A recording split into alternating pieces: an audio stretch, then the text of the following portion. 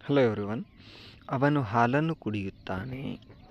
ಅವನು ಹಾಲನ್ನು ಕುಡಿಯುತ್ತಾನೆ ಅನ್ನೋಕ್ಕೆ ಇಂಗ್ಲೀಷ್ನಲ್ಲಿ ನಾವು ಈ ರೀತಿ ಹೇಳ್ತೀವಿ, he drinks milk. He drinks milk. ನಾವು ಕ್ರಿಕೆಟ್ ಆಡುತ್ತೇವೆ. ನಾವು ಕ್ರಿಕೆಟ್ ಆಡುತ್ತೇವೆ. We play cricket. We play cricket. ನಾವು ಕ್ರಿಕೆಟ್ ಆಡುತ್ತೇವೆ. ಇವತ್ತು ಬಹಳ ಚಳಿ ಇದೆ. ಇವತ್ತು ಬಹಳ ಚಳಿ ಇದೆ. It is very cold today. It is very cold today. ಇವತ್ತು ಬಹಳ ಸೆಕೆ ಇದೆ.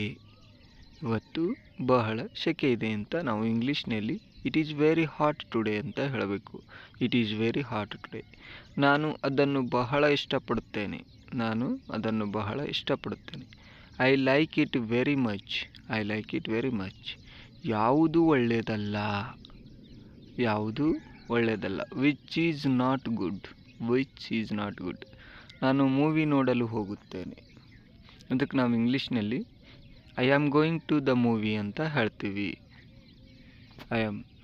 ದಯವಿಟ್ಟು ನನಗೆ ಒಂದು ಗ್ಲಾಸ್ ನೀರು ಕೊಡಿ. Please give me A glass of water.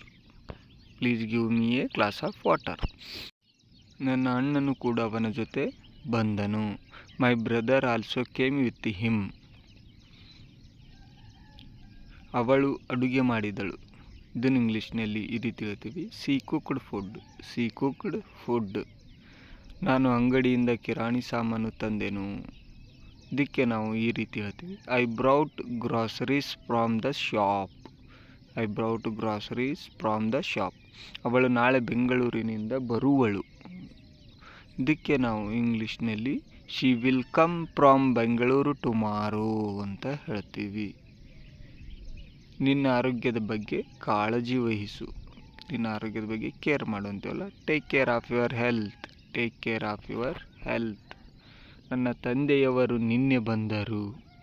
ನನ್ನ ತಂದೆಯವರು ನಿನ್ನೆ ಬಂದರು ಅನ್ನೋಕ್ಕೆ ಇಂಗ್ಲೀಷ್ನಲ್ಲಿ my father came yesterday. My father came yesterday. ಅವಳು ಶಾಲೆಗೆ ಹೋಗುತ್ತಾಳೆ.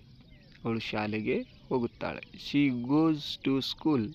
She goes to school. ಅವರು ಹಾಕಿ ಆಡುತ್ತಾರೆ. ಅವರು ಹಾಕಿ ಆಡುತ್ತಾರೆ. They play hockey. They play hockey. ಅವನು ಇಂದು ಬರುವುದಿಲ್ಲ. ಅವನು ಇಂದು ಬರುವುದಿಲ್ಲ. He does not come today. He does not come today. ನಾವು ಕಥೆಯನ್ನು ಕೇಳುತ್ತೇವೆ. ಇದಕ್ಕೆ ಇಂಗ್ಲೀಷ್ನಲ್ಲಿ ಈ ರೀತಿ ಹೇಳಬೇಕು, we hear a story. We hear a story.